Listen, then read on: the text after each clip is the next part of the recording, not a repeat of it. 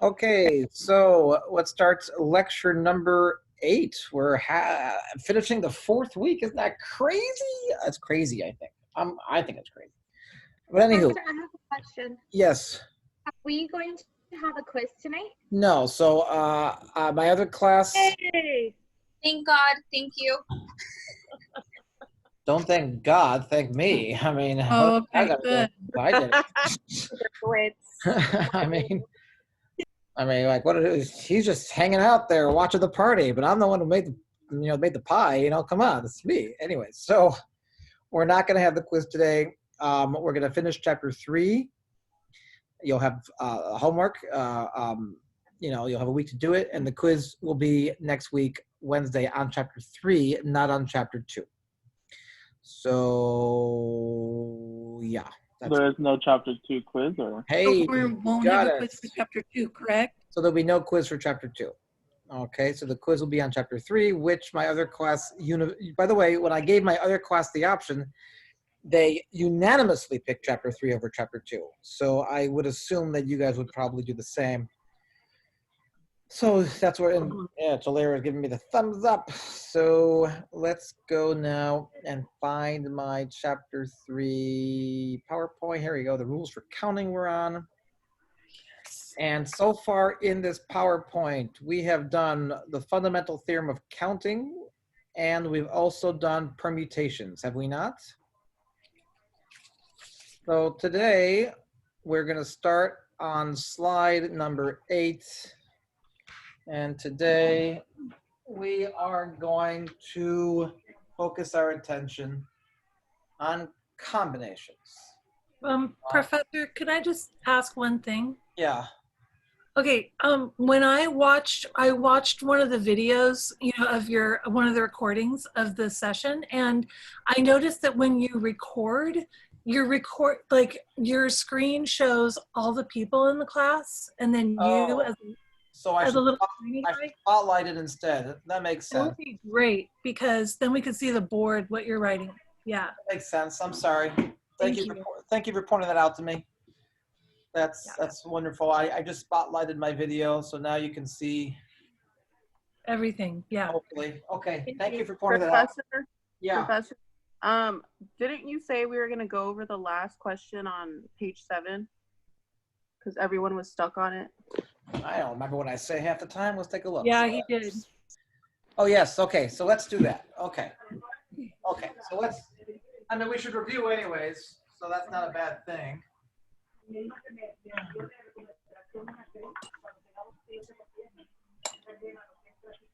Right, it's never a bad thing to review anyways, correct? Right. So, okay. So what we have here, we talked about the fundamental theorem of counting, which says that when you have a sequence of events, you multiply the first number of options times the second. We use that. And then we got to permutations. And the key about permutations, first of all, is the order matters. The order matters. And there's n objects, and you choose r of them. So n is a number, it's a constant, but it changes from problem to problem. R is a constant that also changes from problem to problem. So we have n objects and we are choosing r of them. And we saw that the number of ways was n factorial divided by n minus r factorial. And the key is that you're picking sum of the number of objects that you have in front of you. So when we look at page 7, the middle question says 5 teachers are assigned classrooms, but only 3 are available, so 2 teachers will have to wait. So of the 5 teachers, we're going to pick 3 of them. It's the teachers that we're picking from And we're picking not all of them, we're picking some of them. We're picking from the 5 teachers, we are picking some of them. So it's N is 5 and R is 3. But if you look at the last question, it says 5 teachers are assigned to 7 classrooms and 2 classrooms will be left over. You're not picking some of the teachers here. Every teacher is going to get a classroom. But which classroom are they going to get? There's 7 classrooms to choose from, and they're going to get 5 of those classrooms, right? So in this case, it's the classrooms that's the objects. There's 7 classrooms, and we're picking 5 of those classrooms. So in that example, N is equal to 7, and R is equal to 5, where the objects are the classrooms, not the teachers. We're not picking some of the teachers. All the teachers get a classroom. Does that make sense? Yeah. Yeah. Okay. So, how many ways can this be done? Well, let's plug it into the formula. The formula says N is 7 and R is 5. So what are we going to do? N is 7 and R is 5. So what are we going to do? 7 factorial over 2 factorial. over 2 factorial. And then, of course, we go to our calculator. N is 7 factorial is 720. It's 7 times 6 times 5 times 4 times 3 times 2 times 1. Your calculator can get you that number. Oh, there's a text here. Someone said, oh, 5,040 over 120. What is 5,040 over 120 referring to?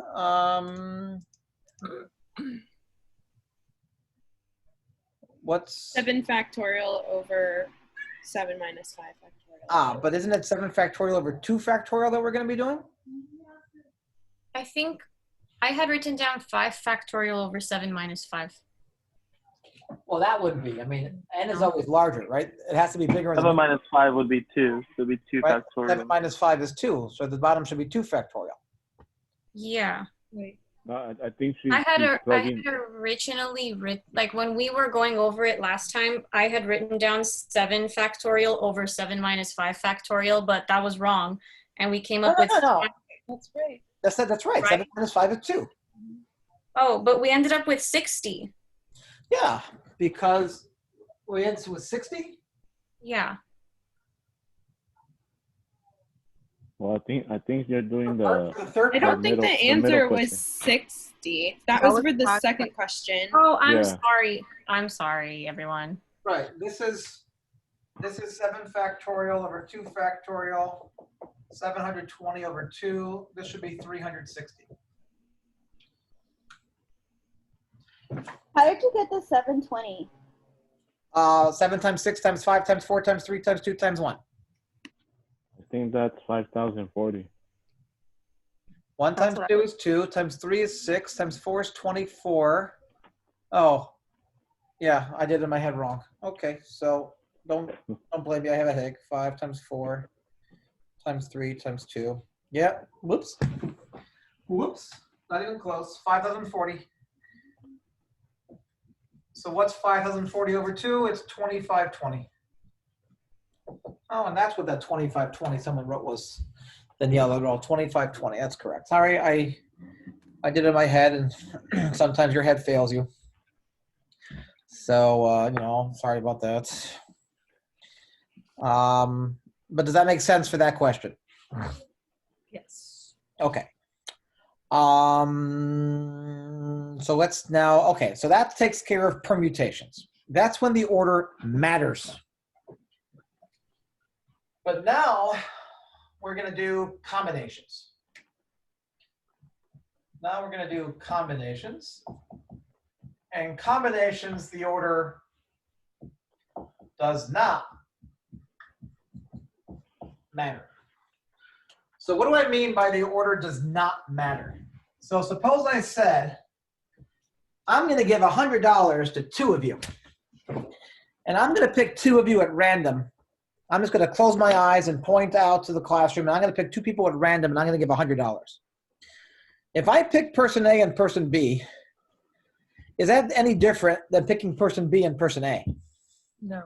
The same people get the money, right? There's literally no difference between whether I go A then B or B then A. That's what I mean by the order does not matter. That at the end of the day, whatever you collect, whatever objects you collect, the order that those objects appear in is completely irrelevant for the problem. So a situation of the classrooms that we just had on the board, well, I like that classroom. Well, I like that classroom. Well, I want this classroom. In that case, the order matters because people have preferences for which classroom they get. Permutations, order matters. And we have a formula for that. Combinations, order does not matter. But in both cases, there's n objects, and we choose r of them. That hasn't changed. Whether it's permutations or combinations, there's n objects, and we're going to pick r of them. What's different is the formula. The number of ways is n factorial over n minus r factorial. That's exactly the same that we had so far, right? We just throw in an extra r factorial on the bottom. Okay, so the formula for combinations gives you a smaller answer than the formula for permutations because we're going to divide by something else. Okay, and we'll do some examples of this. Okay, so let's look, please, on slide number 8 at the example.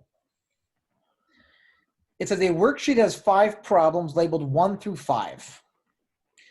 You tell your students that they must do 3 of them, but which 3 is their choice? And the question is, how many different ways can they pick the 3 questions of the 5 that they're going to do? At the end of the day, when they hand in your test, do you care what order they did them in? It's the same 3 questions, right? So this would be an example of combinations where the order does not matter. Now, we're going to do it in 2 ways. We'll do it mathematically, but let's also just do it by brute force. Here are the 5 questions, 1 through 5. You're picking 3 of them. Give me a possible way that you can pick 3 of them. 1, Which 2, 3. 1, 2, 3. 3, 4, 5. 3, 4, 5. I'm going to put that here. 3, 4, 5. 2, 3, 4. 2, 3, 4. 2, 3, 4. 1, 3, 5. 1, 3, 5. 5, 2, 1. Which one? 5, 2, 1. Let's do it in numerical order to keep it straight. 5, 2, 1 is 1, 2, 5, right? 2, 4, 5. 2, 4, 5. 2, 5, 3. 2, 5, 3. 1, 2, 4. 1, 2, 4.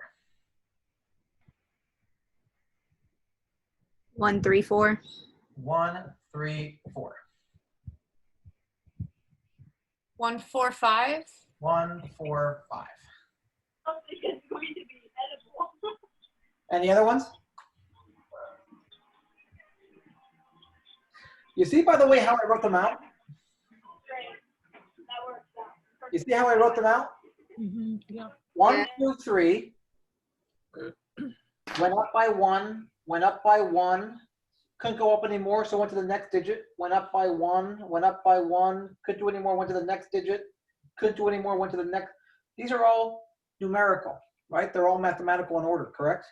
Yes. Easier to keep them straight if you have a pattern rather than just saying, oh, what haven't we come up with yet? Oh, we haven't done this one. Oh, we haven't done that one. Well, it's a lot easier to keep them straight if you have them in a certain order. Anyway, what does the math give us for this? Let's take a look. What is n again? How many objects are we picking from? 5. How many objects are we picking? 3. 3. 3. So the R is 3. And what's this? 2. So the math should be 5 factorial over 2 factorial, 3 factorial, correct? Yeah. That's what the math should be. What's 5 factorial?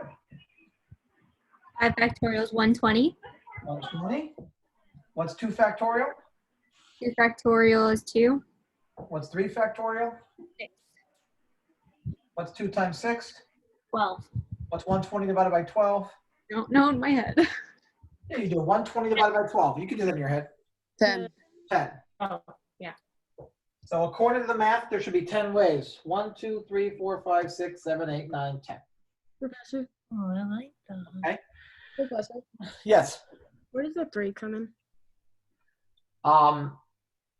We're picking 3 of them, aren't we? Wasn't that the whole question? Pick 3 of the 5 questions? I thought it was 5 minus 3. Yeah, but there's also, Oh, I didn't see that. Sorry. all right, combinations has that extra term that permutations does not. Okay, thank you. So how did you get the 26 on the bottom? No, 2 times 6. Yeah, I guess. Oh, okay, yeah. Okay, Times sorry. didn't come out very well. 2 times 6. Thank you. Does that make sense? Yes, no, maybe so? Okay.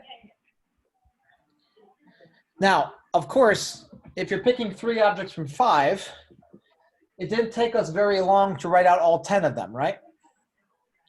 Didn't take us very long. However, if I had picked 10 objects from 74, that might have taken a much longer time, right? So having a formula makes it a lot quicker to calculate the answer for the cases where the numbers are large.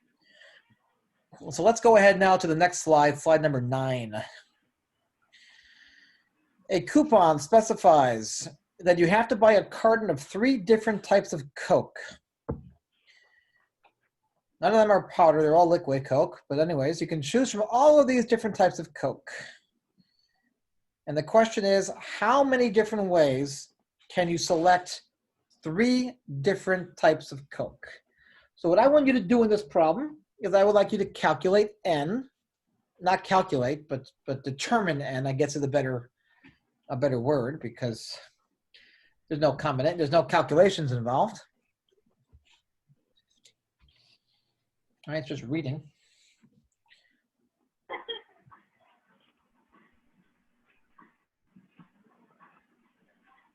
Would N be 3? 15. Remember, N is the number of objects that you're picking from, right? Is it 15? It is 15. I count 15 when I do it. R is 3. R is 3. You're picking 3 of the 15 objects, right? Mm-hmm. So R is 3 and N is 15. Now, at the end of the day, you walk up to the cashier and you hand in your 3 bottles of Coke. Does it really make a difference what order you give them in? No. No, which means, is this going to be a permutation or is this going to be a combination? Combination. It's going to be a combination. So let's go ahead and use the formula and let's compute what we get when we plug in an N is 15 and an R is 3.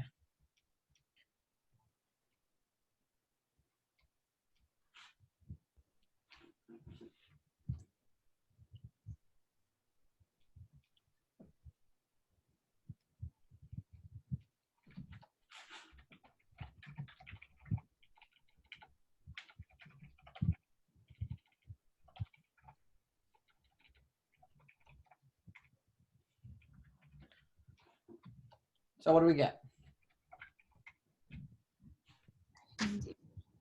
Huh? Is it 455?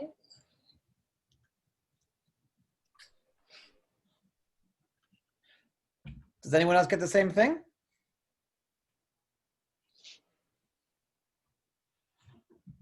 Yes?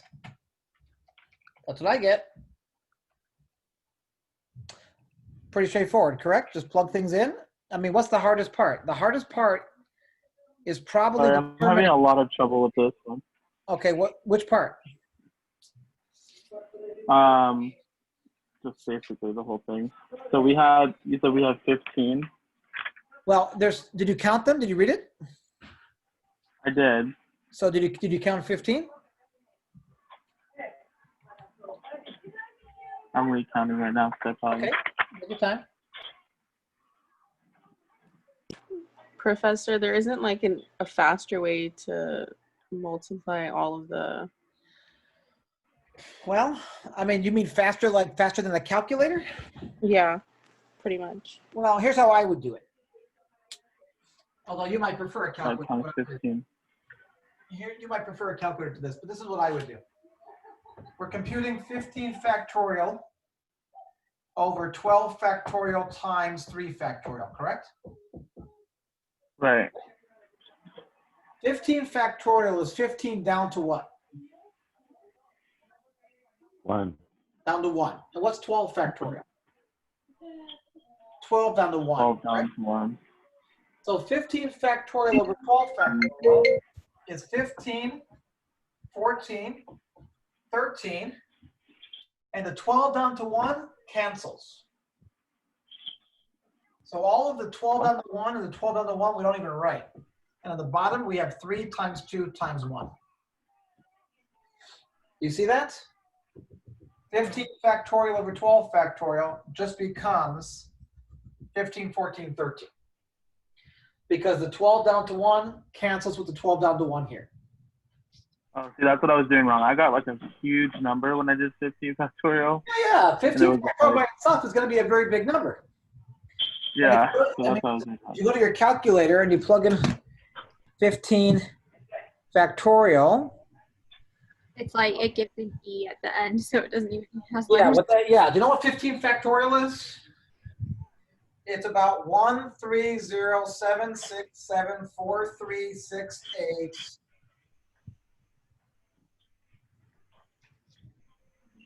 Zero, zero, zero. So it's 100,000, million, billion. It's over 1 trillion. 15 factorial is over 1 trillion. If you just try to do that by itself, your calculator is going to be a very big number. But if you first, So if it's canceling out the 12 factorial on, why isn't it canceling out the 3 factorial on? no. The 3 factorial is its own little thing. 15 factorial over 12 factorial. 15 factorial is 15, 14, 13, 12, 11, 10, down to 1. 12 factorial is 12, 11, 10, down to 1. And then there's also 3 times 2 times 1. Where did you get the 3? Oh, never mind. So Never mind. those cancel. But the 15, Okay, so then you, the 3, 2, 1 sticks around. Wait, so okay, I get it. It's like kind of going back to Yes. the other way. Now, what's 15 over 3? 5 5. What's 14 times over 2? 7. 7. What's 13 over 1? So it's 5 times 7 times 13. Now 5 times 7 is 35. And at the end you get 35 times 13, and that you can either do in your head and get 455, or you can use a calculator. I like how the calculators can do factorials for us. Who doesn't? All right, who doesn't like calculators doing work for you? All right, we love that. So the calculators can do it for you, but at the same time, you know, if you ever crash land on a desert island and you don't have a calculator with you and you have the need to compute a factorial, it's good to know how to do it. That's what I say. Knowledge is power. So let's look now at the second question on. So Professor? Yeah. So basically, if the numerator is bigger than the factorial in the denominator, then we can just cancel it out, right? You cancel the numbers above the bottom one. Yeah. So basically, so if we had already known that we can cancel, let's pretend that we did. Then by looking at 15 and 12, we already know cancel the 12 right away, and then just do 15 times 14 times 13 over 3 times 2 times 1. 3 times 2 times 1. Correct. Okay, cool. Okay. So let's look at the next example, still on slide 9. It says you're designing an experiment to test 2 different ways to justify the rule for multiplying fractions. You will randomly select 5 students from a class of 10 fifth graders and to teach using the first method. How many different groups of students could you get? So we're going to pick 5 random students from a class of 10. First, ask yourself, does the order matter here? It's going to be the same 5 students, whether I pick in that order and that order and that order. At the end of the day, it's the same 5 students, right? So this is certainly a combination situation. Do we agree? Yeah. Once you've established that it's combinations, the next thing is to figure out what your N is and what your R is. So in this example, what should N be? Is N 5? N is how many objects you're picking from, 10. and R is how many objects you're picking. 10. So N is 10. And what is R? 5. 5. And R is 5. That's step 2. Step 3 is the easiest. What's the easiest step? Plugging in the formula. Yeah, once you have a calculator, step 3 is the easiest part. You just plug it into the calculator, you get what you get. Does that Professor, make sense? yeah, would the term randomly select, would that give it away and right No. away tell us that it's going to be? No, randomly No. select can be permutations or combinations. Okay, all right, cool. It's just if it's not random, then you're not going to have as many options. If I've already decided in my mind who I'm going to pick, it's not random. There's only one way to get that option, right? Mm-hmm. The whole idea of randomness is we're looking at all the ways that it can happen. And all Okay. the ways that it can, 252, I don't know, I haven't done it yet, geez. 10 factorial divided by 5 factorial, and divide that again by 5 factorial, because there's 2 5 factorials in the bottom. 252, that's what I get. So Karen, you're asking, was this a combination or a permutation? So I ask again, was it a combination or a permutation? Does the order matter which 5, in what order you get them, or does the order not matter in which order you get them? No, because it's random. No, random applies to both situations, Oh, okay. right? The word random does not imply order does not matter or matter. Let me give you an example where order matters. Okay. I'm going to pick someone in the class to be the president and someone in the class to be the vice president. So the first person I pick will be president, and the second person I pick will be vice president. Okay? Now, when I pick 2 people, does the order matter?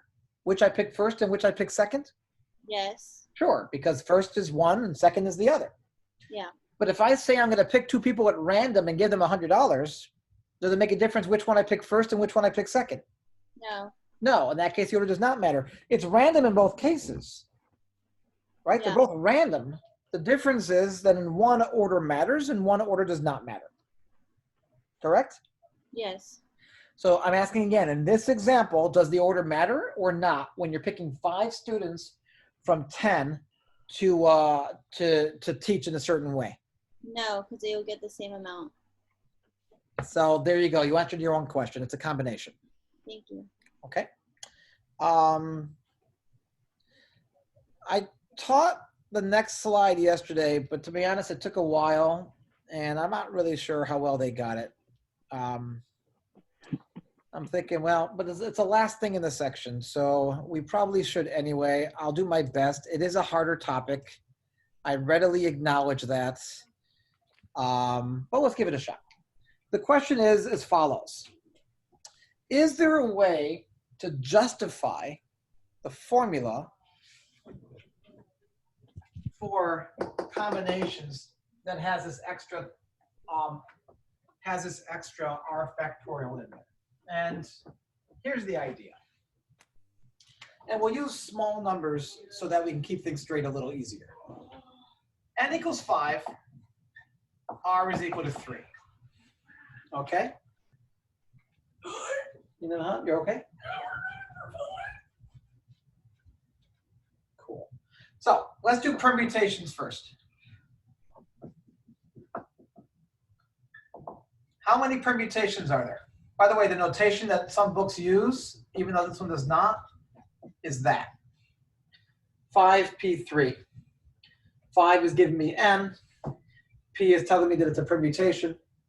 3 is giving me r. It's just a notation. Doesn't really help you do any math. So what is 5p3? What is the number of ways of picking 3 objects from 5 where the order matters? So it'll be 5 factorial over 2 factorial. Good. I heard someone say the answer. What's the answer? I heard someone say it. I heard it. Are 60? 60, correct. All right, so you get 60. And if we do instead combinations, where the order does not matter, which is, can anyone guess a notation for this? So 60. Not what it's equal to, the 5C3. right? 5C3, right? Which you'll see often either on calculators or on books. Does anyone, by the way, have a calculator that has this notation? NPR or NCR? My calculator, actually, you know what? I think it does.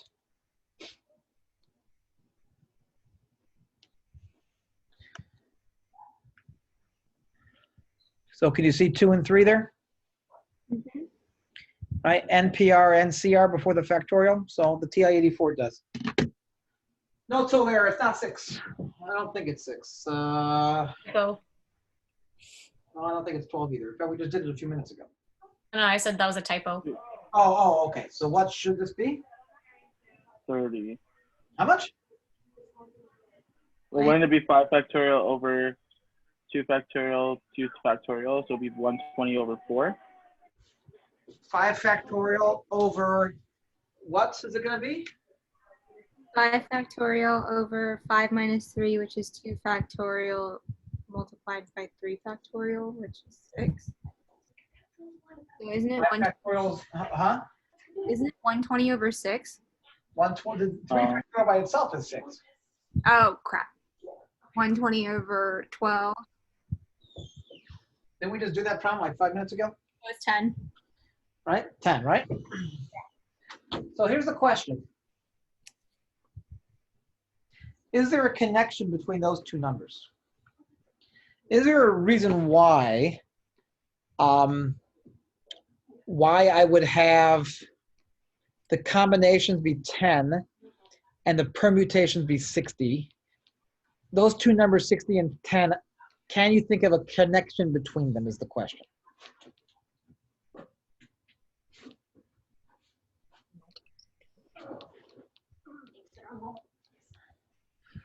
Is it, well, it's because with the permutation, you're picking one after the other.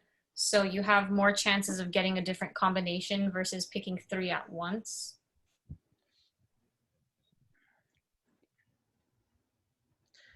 Okay, which is true and 100% valid, but can you explain why there's a relation, those two numbers, 60 and 10, why there's 6 times as many ways of getting a 60 as there are of getting a 10?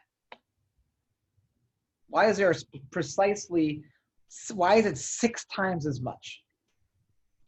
So let me explain what the answer is. Ready? Suppose your 5 objects are A, B, C, D, and E. Suppose these are your 5 objects, A, B, C, D, and E.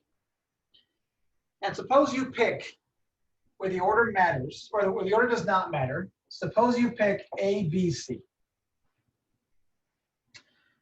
Give me the permutations that are all the same combination. Oh, I think I know. Why. Okay. No, I think I could put it into words. Okay, put it into words. Fantastic. Because when you pick the first item, now you have a smaller n to choose from for your second item, and then a smaller n for your third item with a permutation. Okay. But why 6? You reduce the n every time. I don't know. But then it was 5. But after you picked let's say you picked A first out of the bag, now n becomes 4. Yeah, what's that again? We decided we're getting poke instead. Sorry. So, I'm sorry, say it again, please.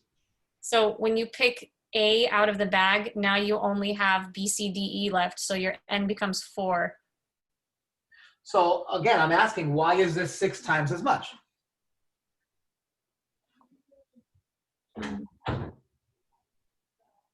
Why is it 6 times as much is the question. Never mind. It's okay, I love wrong answers. I like right answers, of course, but I love wrong answers because it shows that whatever you're thinking is not correct and it's an opportunity to learn. If you don't say anything, I have no idea what you do and never know, and who knows. Gross So, one. if I pick an ABC, combinations, the order does not matter. So give me some other things that are equivalents to ABC besides just ABC. BCD.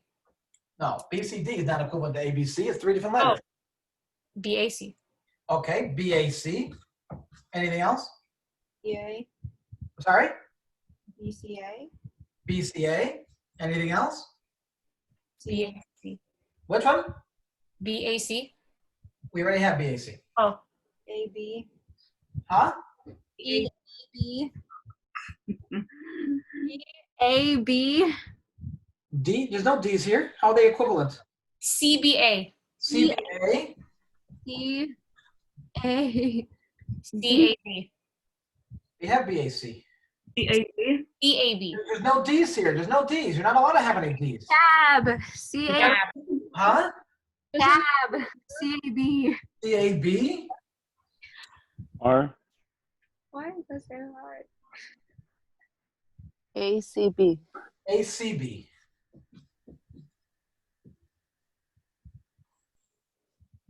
Professor, Yeah. so like you know how we have like BCA and then CBA? The order doesn't matter then? Well, for permutations, the order matters. Are we going over permutations or combinations? I'm showing the connection between them. Oh, okay. Sorry. Thank you. So for combinations, you get ABC. For permutations, all 6 of those are equivalent to that. Okay, thank you. Because for permutations, those are 6 different things. For combinations, those are all the same. Okay, thank you. So, no, this is for everyone, not just you. So for any 3-letter combination, you're going to have 6 different permutations that match to it. That's why you multiply this number by 6 to get this number. Oh, I see. So let's say, so if you had to pick ABC, you can pick ABC 6 ways. Right. If you pick BCD, you can pick BCD 6 ways. That's right. And so on and so forth. Every 3-letter combination really has 6 ways of coming about.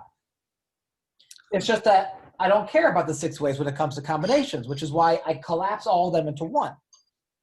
But if I did care about the order and I had to go permutations, I wouldn't be able to collapse them into one and I would have 6 times as many. Which is why you take that number and you multiply it by 6 and you get that number.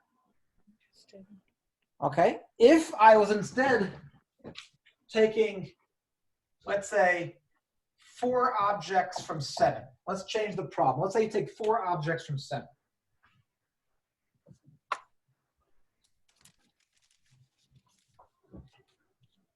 So first let's compute 7p4. How many ways are there of taking 4 objects from 7 when, 840? how much? 840? Hold on, you're faster than I am, 1 second. That's what my calculator gives, 840. And how many ways are there taking 4 objects from 7 where the order does not matter? 35? 35. So what's the relationship between the number 35 and the number 840? It's 24 times larger. It's 24 times larger. Where did 24 come from? 840 divided by 35? I understand that, but give me a reason why it should be 24. Because there's 24 possible combinations for each permutation. Reverse that. There's, okay, yeah, what you said. Say it the opposite. What is it? There are 24 possible permutations for each combination. Excellent. There's 24 possible permutations for each combination. Because ABCD, ADCB, ABCBDA, all the possible ways that you can rearrange those 4 letters ends up being the same combination but 24 different permutations. This is the connection between permutations and combinations and why the formula is the way it is. If you didn't get that, don't worry. You don't need to know it. You just need to know the formulas for permutation and combination, because to be honest, when I read books on probability and I come across explanations for this, half the time I can't even get what they're talking about. And I know the answer already. I have to read it like 3 or 4 times to really grasp what they're saying. It's not an easy concept to really get a hold of. And when you have elementary school kids, they're not going to get it. Chances are. But the actual formulas for combinations and permutations, those you got to know. Okay? Okay. So I don't want to get ahead of my other class, and you guys are quicker than they are because we have finished PowerPoint number 3. So we're going to end a little early because I have a headache. I want to go to sleep because I don't want to be here. So something funny there? Yeah, okay. I see how it is. All right. Brutal All right. honesty. I make her laugh. So I'll laugh. I like that. Okay. So we're gonna end here. The quiz will be a week from today on chapter 3. What I'm gonna do is, you already have the homework because the PowerPoint is up. On Sunday or Monday, I will put up the solutions, and the quiz will be on Wednesday. Hopefully the solutions will be relatively, if you don't get them, you'll understand them. I will answer a couple questions in class on Wednesday, but the quiz will be on Wednesday. Okay. Maybe Thank you, Professor. Oh, you're welcome for interrupting me. That's fine. I'm just kidding. Maybe we'll even do it after class. That way we don't have to waste class time and you can have the rest of the night to do it or something like that. So I don't have to take class time because we're ending a little early tonight because I want to go to sleep. So any questions? I'm going to stop recording. Yeah, question? No.